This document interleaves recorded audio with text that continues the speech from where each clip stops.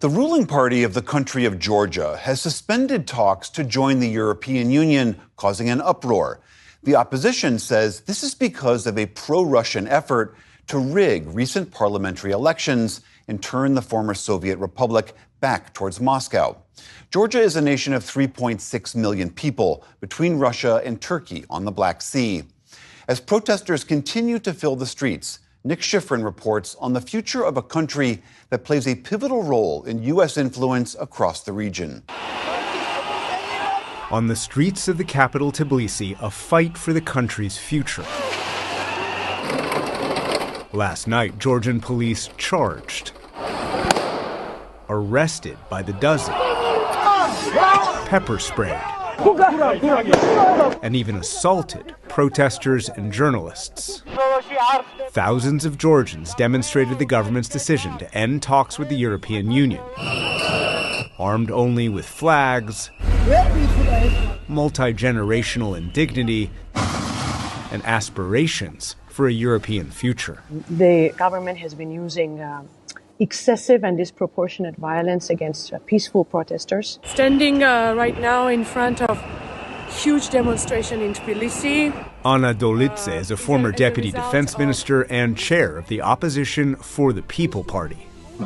She and other opposition groups are boycotting parliament led by the Georgian Dream Party, denouncing the institution meant to represent Georgians as instead denying the desires of 80% of Georgians to join the EU. This has been the cornerstone, Georgia's pro-European orientation, membership in NATO, and that there is an inscription in the Constitution that all government officials should aspire to implement Georgia's pro-Western course. Now, we are standing in front of a clearly pro-Russian power and a pro-Russian representative or a bastion in the South Caucasus. More than 20 years ago, Georgia was the first ex-Soviet republic to launch a pro-democracy revolution. In 2008, Russian troops invaded northern Georgia and have occupied 20% of the nation ever since. The ruling Georgian Dream first won elections in 2012, financed by the billions of former Prime Minister Bidzina Ivanishvili, who made his fortune in various enterprises in post-Soviet Russia.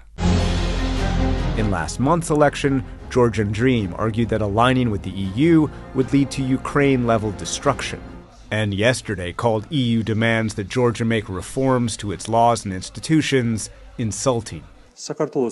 They are asking from Georgia not reforms, but steps that would mean a rejection of our dignity. That idea echoed today by the head of the Russian Parliament's International Affairs Committee, who wrote, quote, "The Georgians did not allow their country to be made a puppet of the West."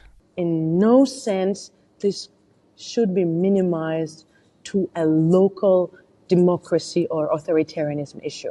It's a geopolitical issue. Either we will be locked down in this camp, which is pro-Russian, we will be using Georgian territory for Russian projects, or we will remain a Western ally. Local and international election observers argue the Georgian Dream government is illegitimate because last month's parliamentary election was marked by widespread fraud. Elections have been always rigged under the Georgian Dream, but this time this was rigged in a way, in a much larger scale.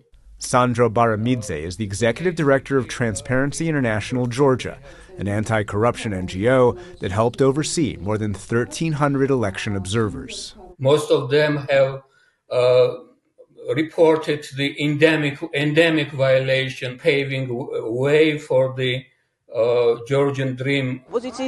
His organization found instances of bribery, intimidation and physical violence inside polling stations, and repeat voting, even ballot stuffing.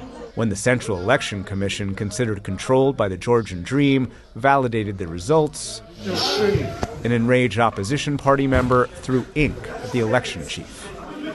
Both the EU and US have called for investigations. The protests have continued, will continue. You'll continue to work internationally and domestically, but with all due respect, what power do you have? Yes, the only power we have is high moral ground, which we really have. So that is people's choice, people's voice, and the peaceful nature of resistance.